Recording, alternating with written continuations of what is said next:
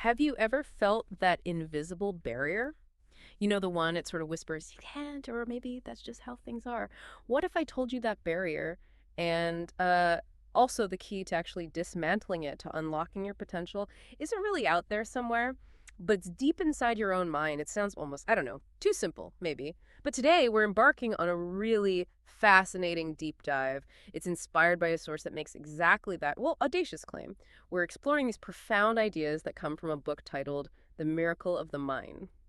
Our mission, basically, for this deep dive is to swiftly pull out the most impactful insights, the practical wisdom, and those definite aha moments the book seems to promise. We're going to extract the core nuggets, find those surprising little facts, and make sure you walk away feeling well-informed, yeah, but maybe also a bit inspired to look at your own mental landscape in a totally new, powerful way. It is an incredibly compelling idea, isn't it? It makes you immediately question, well, everything you thought you knew about what your inner world can actually do.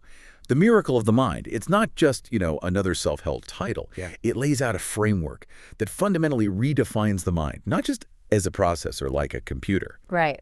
but as an active creative force. Yeah. So our journey today will really dig into how this revolutionary perspective is presented. We'll trace its implications from, say, personal transformation right through to maybe broader societal shifts. It's all based on the intricate themes we've kind of pieced together from this source material. Okay, let's unpack that straight away then. You mentioned a revolutionary perspective. What is the big idea that the miracle of the mind really zeroes in on? Like, what's the absolute foundation it asks us to get first? Okay. At its absolute core, the Miracle of the Mind introduces something it calls the resonance field theory, RFT for short. Now, this isn't just about, thinking positively. It suggests that our thoughts are beliefs. They're not just chemical reactions stuck inside our skulls. Instead, they're seen as energetic frequencies, constantly radiating outwards, creating what the book calls a personal resonance field around every single one of us. The field, like an energy field. Sort of, yeah. Think of it less like your quiet inner thoughts and more like a unique energy signature you're always broadcasting. Yep. Always. And this field, then, through this principle of resonance, it naturally attracts or aligns with experiences and circumstances in your external reality that sort of match it. So hang on. If I'm getting this right, it's not just about my mood inside my head. It's like an active projection, something vibrational that actually interacts with the world. Exactly. That feels like a pretty big jump from just thoughts affect your mood, right? But why is this perspective, this resonance field theory, why is it considered so significant or, like you said, revolutionary? Yep. Lots of philosophies talk about thoughts being powerful. How does RFT take it further? Precisely. The revolutionary bit, I think, is moving beyond just metaphor.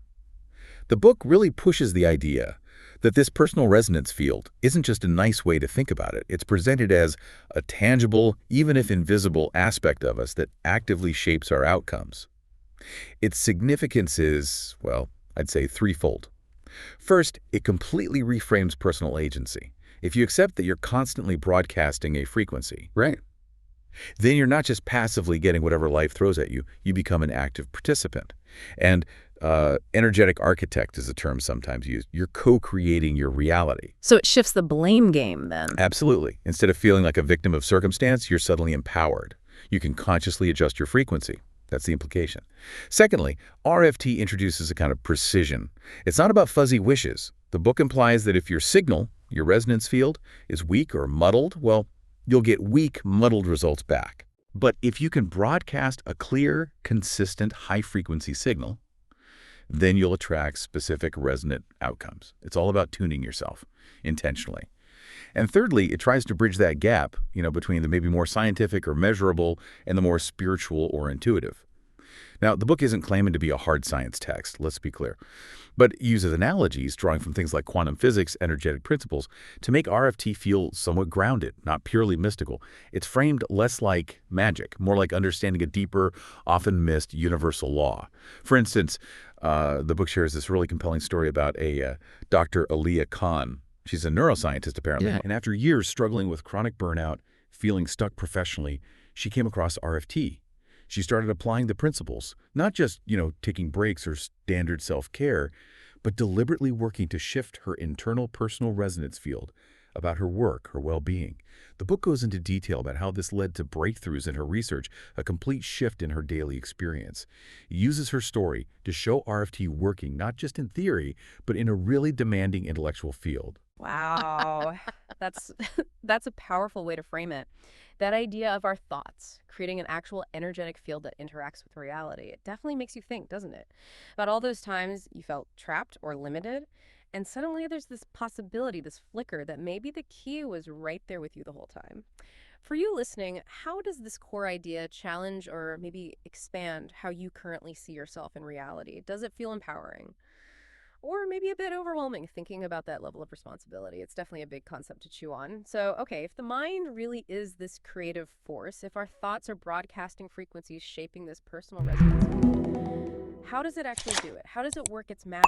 What are the practical steps? Because, thoughts shape reality can still sound a little bit out there for some people. How does the miracle of the mind break it down into something actionable? Right, and this is exactly where the book shifts gears. It moves from this, fascinating theory into actual methodology, how to. It details how the mind influences reality by really focusing on three key tools for shaping your resonance field. These are intention, focus, and visualization. And the books are clear. These aren't just vague ideas.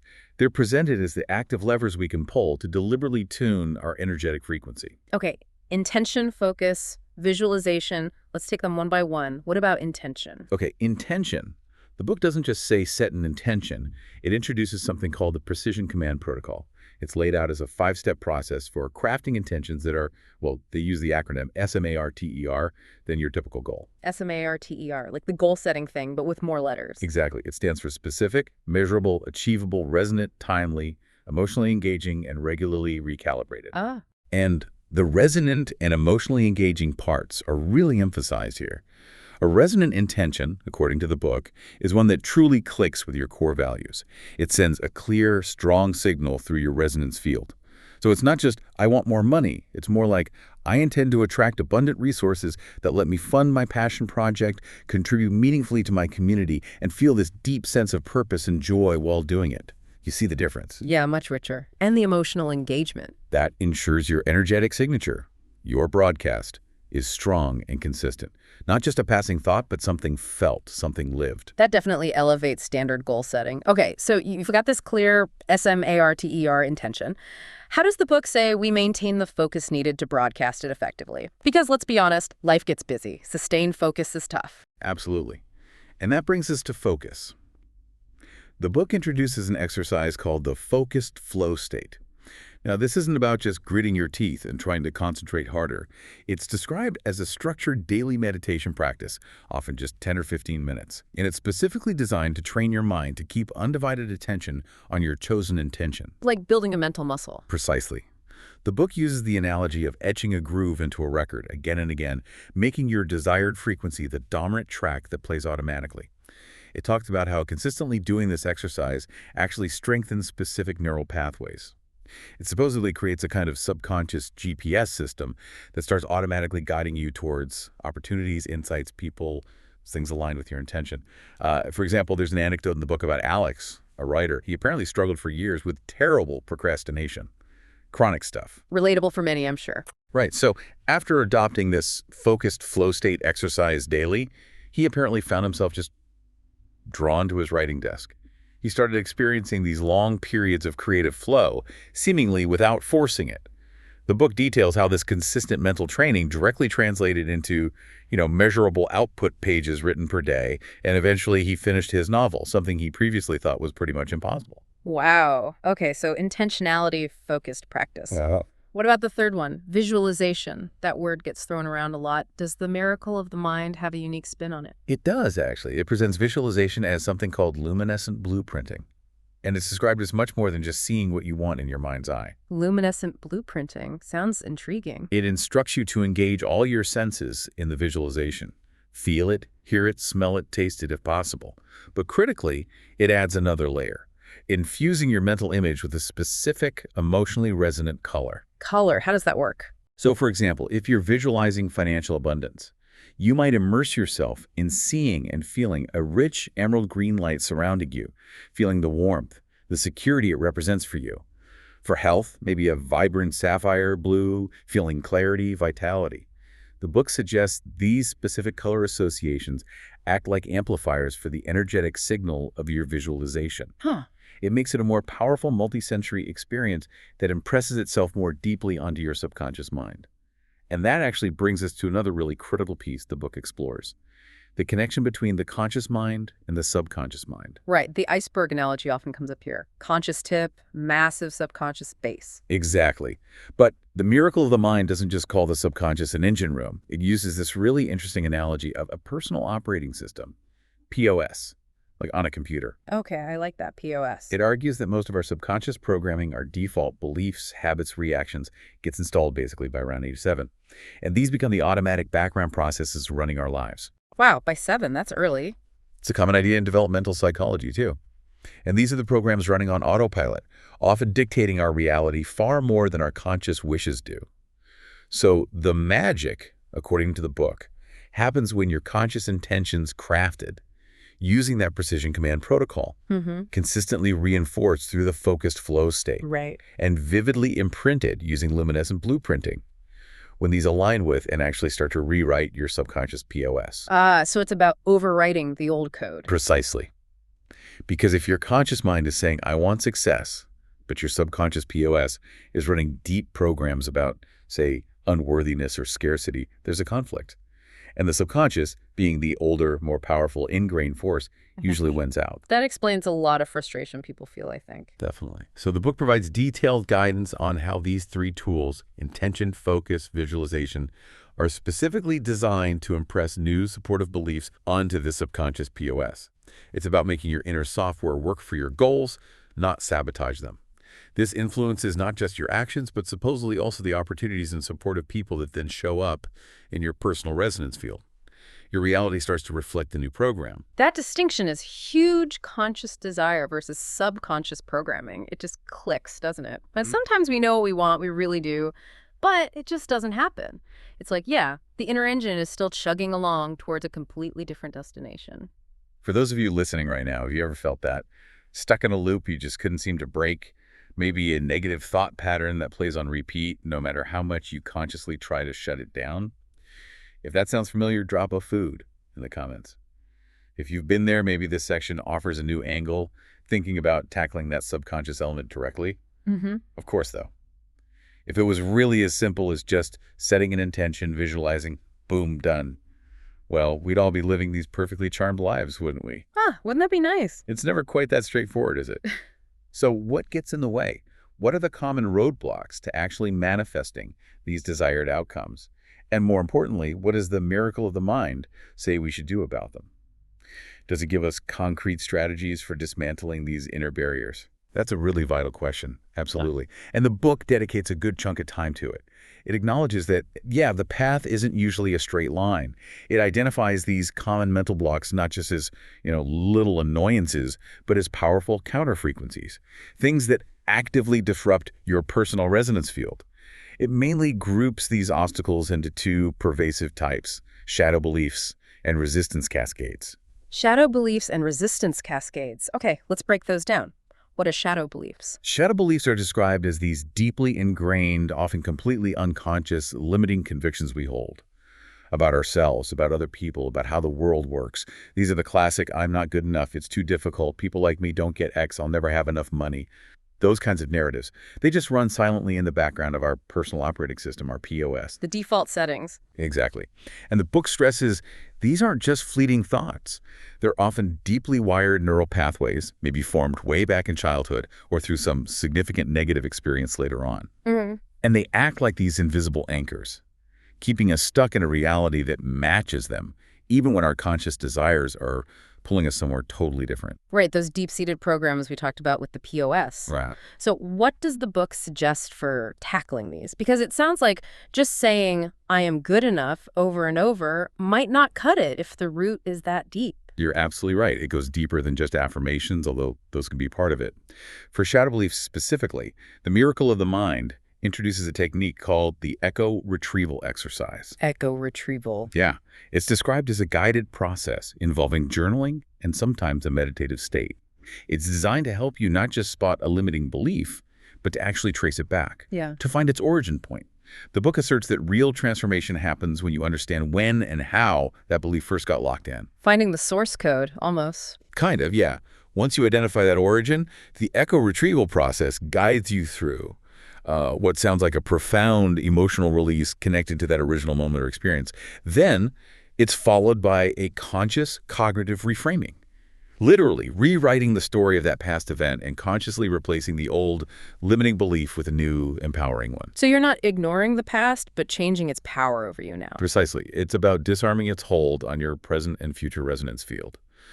For instance, the book tells the story of Lena, a startup founder. She was apparently plagued by imposter syndrome, a classic shadow belief, right? Oh yeah, very common. Through doing this echo retrieval process consistently, she apparently traced it back to a specific dismissive comment made by a teacher when she was in elementary school.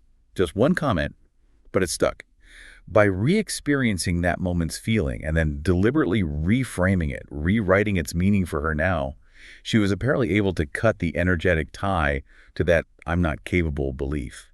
And this allowed her to step into her leadership role with real confidence, genuinely shifting her personal resonance field towards success. That's incredibly powerful, a really targeted approach. Okay, but what about the other type of obstacle you mentioned, the resistance cascades? What are those exactly, and how do we deal with them according to the book? Right, resistance cascades. These are described as those chain reactions of self-doubt, procrastination, maybe outright avoidance that often kick in right when we try to implement a new intention or start acting on a new belief. The suddenly I need to clean the entire house phenomenon when you're supposed to be working on your big goal. Exactly that. It's that feeling of being overwhelmed, maybe not knowing where to start, or suddenly finding a million urgent distractions to avoid the very thing you consciously decided you want to do. The book explains these cascades as often being the subconscious mind's defense mechanism. It's trying to keep you in the familiar zone, even if that zone isn't helpful anymore. The status quo feels safe, even if it's limiting. Okay, so how do we short-circuit that resistance? To tackle these, the miracle of the mind introduces what it calls the momentum microshifts strategy. Momentum microshifts. I like the sound of that. It's all about breaking down any desired action or even a mental shift into the smallest, most ridiculously tiny steps imaginable, almost imperceptible steps. The idea is to make the initial effort so small that your subconscious mind doesn't even register it as a threat, so it doesn't trigger that big resistance cascade. Sneaking past the goalie.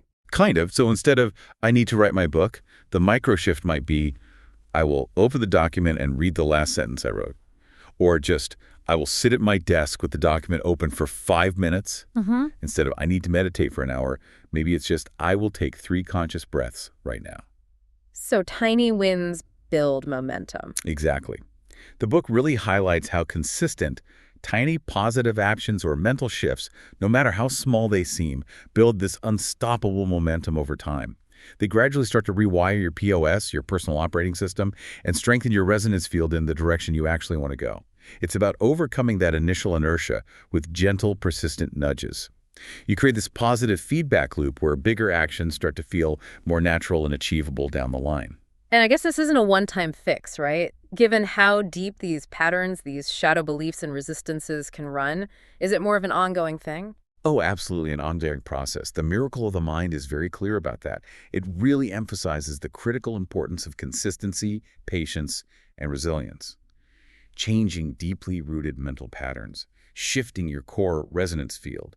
It's not like flipping a switch. The book compares it more to redirecting a powerful river. It takes consistent effort, day in, day out, to keep reinforcing the new pathways and overriding those old subconscious programs. Right. No magic bullet. No. Yeah. And patience is crucial because results might not be instant, especially when you're dealing with shadow beliefs that might have been running for decades.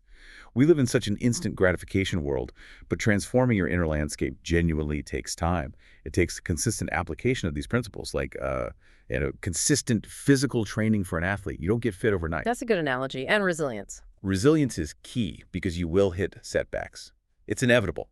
There will be days the old limiting beliefs roar back, or days when something happens externally that seems to completely contradict the intention you're holding. The book, from what we've gathered, would stress that these aren't failures. They're feedback. They're opportunities to double down on your commitment, to learn from what your resonance field is reflecting back to you, and maybe pivot your approach slightly. So don't give up at the first hurdle. Exactly. It's about treating these mental blocks not as impassable walls, but as challenges. And when you consistently address them with these new strategies with a resilient mindset, you actually strengthen your overall ability to manifest. It really boils down to disciplined mental hygiene, like a daily practice that refines your ability to consciously shape your reality. That's such a vital piece of this puzzle, isn't it? Knowing how to actually navigate the bumps, the internal resistance that will come up. It's not just about understanding the cool theory, but about the practical, sometimes gritty work of mental transformation. And acknowledging, yeah, it's a marathon, not a sprint. And this feels like a perfect moment for that quick self-reflection pause we mentioned. For you listening, just take a quick moment now, just for yourself. What's one mental hurdle that feels really big, maybe even insurmountable for you right now? Something that popped into your head as we were talking about these limiting beliefs. Maybe the shadow belief you recognize, or a resistance cascade you know all too well. Just hold that thought for a second, take a breath, and just acknowledge it's there. All right. And if this deep dive is hitting home for you so far, if you're finding value here, maybe do me a quick favor, just tap the like button, hit subscribe if you haven't already. It honestly really helps the channel grow, and it lets me keep bringing you deep dives like this every week. Also, speaking of future content, what kind of topics would you love to hear us dig into next? Drop your suggestions in the comments below. Seriously, we read every single one, and we're always looking for new sources and ideas to explore. Okay, so we've talked a lot about the individual, about the incredible power locked within your own mind, and how you can potentially harness this personal resonance field to create the reality you desire. But what does this all mean beyond just our own personal wins and struggles? Does the miracle of the mind touch on the bigger picture, the broader implications? Does this knowledge have a ripple effect? Does it suggest our individual mental work can actually impact something larger than ourselves? This is where I think the miracle of the mind really broadens the scope significantly. It moves beyond just personal achievement into a really profound exploration of collective impact. It explicitly connects the individual power of the mind to these larger themes, and not just in a metaphorical way, but seemingly in a practical sense too. The book introduces the concept of a collective resonance grid. Collective resonance grid. Okay. Yeah, it's described as this interconnected, overarching field composed of shared human intention and belief. So the logic goes, if individual thoughts are creative and form these personal resonance fields, Right. then the amplified power that occurs when many, many individuals hold a similar strong intention or belief creates a powerful emergent property within this bigger collective resonance grid. So, like individual fields merging or influencing a larger one. That's the idea presented, and it's framed not necessarily as some vague mystical energy, but the book tries to explain it through the lens of, say, collective psychology and observable things like societal shifts.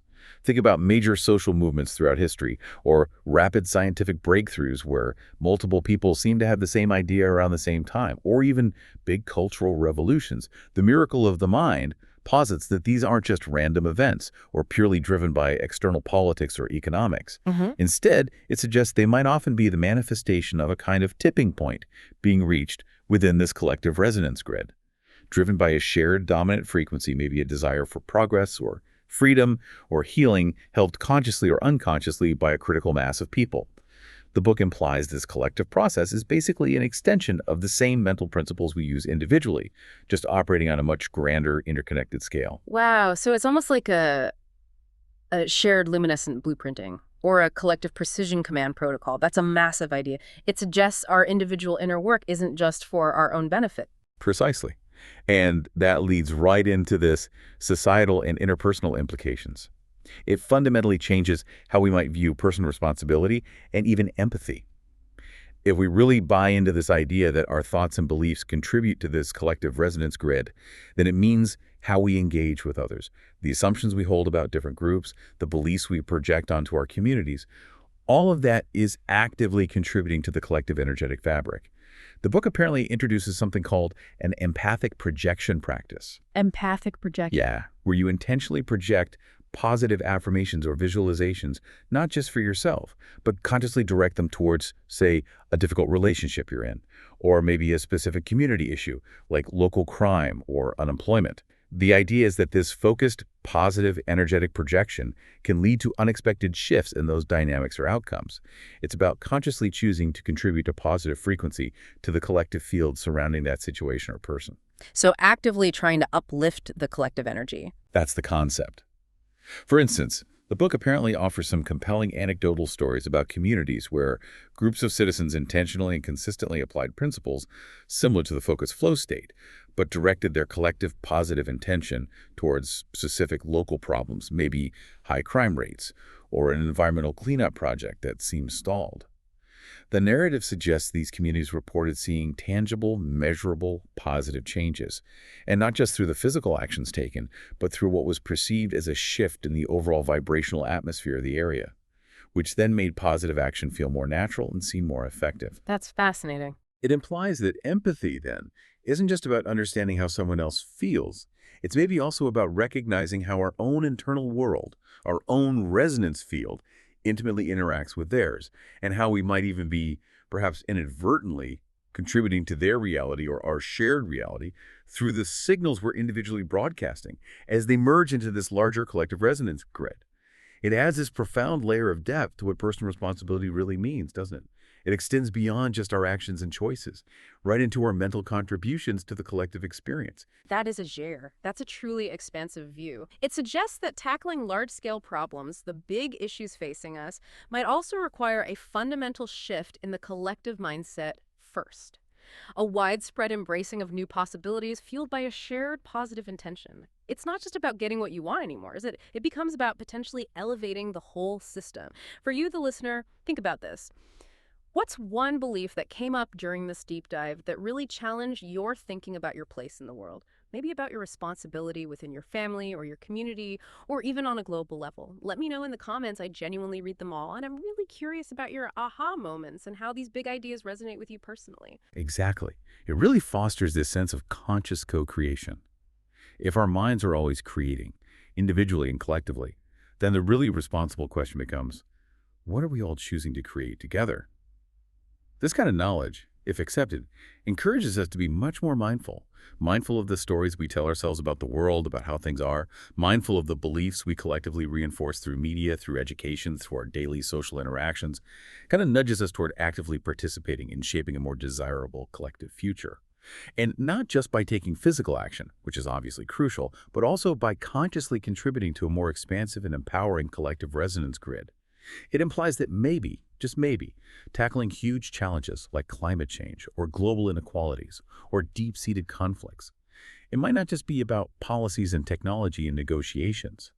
It might also require critical mass of humanity shifting its collective personal operating system away from fear, scarcity, and separation towards innovation, cooperation, and shared abundance. It's really a call to elevate our individual mental practices, understanding that they might contribute to a greater good, potentially impacting everything from our closest relationships right up to global issues. We have covered so much ground today, a truly transformative journey, I think, pulling back the curtain on the miracle of the mind, and its really profound core assertion that your mind, it's not just a passive receptor of reality, it's an active, potent, creative force constantly shaping this personal resonance field around you.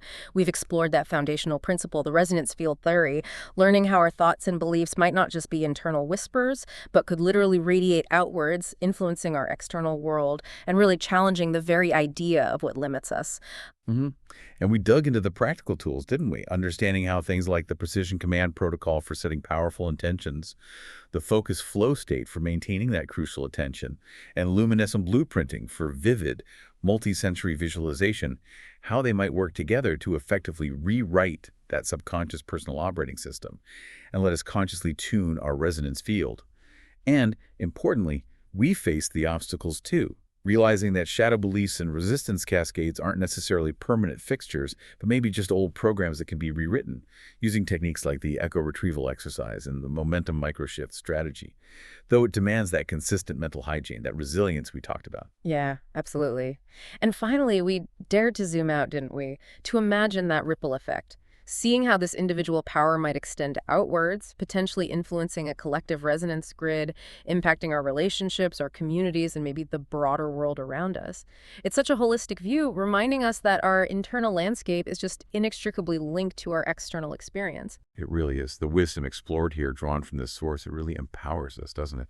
It invites us to step into this role of conscious co-creator, not just of our own personal lives, but maybe, just maybe, of a more harmonious and abundant collective reality too.